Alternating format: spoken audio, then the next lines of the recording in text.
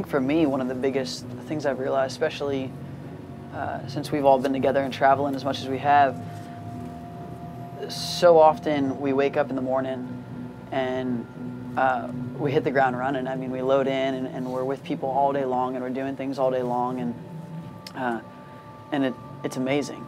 We love it. We love every second. Even in the ups and downs, we're so thankful to be doing this all the time, you know. But I realize more and more when I lay my head down in my bunk at night, and I realize that my attitude all day was just get everything done. Let's do it. Let's do it well, the best we can.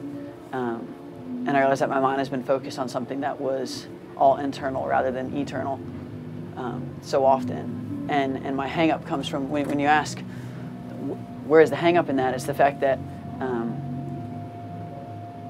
the more time you spend doing something or in communication with someone is as good as that's going to be. It's just going to progress constantly.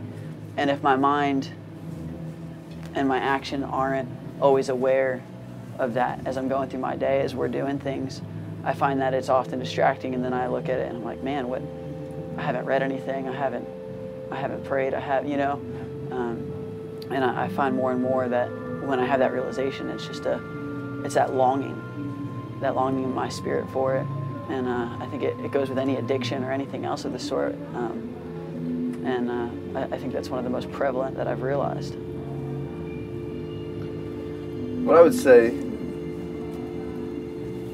because the fear is, you know, if you're struggling with something, whatever it is, the fear is that you feel bad. I feel bad, you know? I feel bad when there's something that I realize that, man, I know this isn't the best thing for me. But I think instead of feeling bad, I think we got to acknowledge the fact that we're chasing after something, and a substance or overconsumption of any sort, you know, and the wrong context for any of the great things in life are just counterfeits. They're a facade. They're not the real thing. They're not substantial enough. They're flimsy. They're fragile. They're not as real as what it is our hearts are truly looking for. And it's so easy to get caught up in stuff that's not the real thing. And my encouragement to anybody that's struggling with something is, hey, it's not real. It's not gonna sustain the needs of that heart of yours. But there is something more real. There is something that you were purposed for and destined for that can actually repair what it is you're just numbing with whatever it is you're doing to your soul.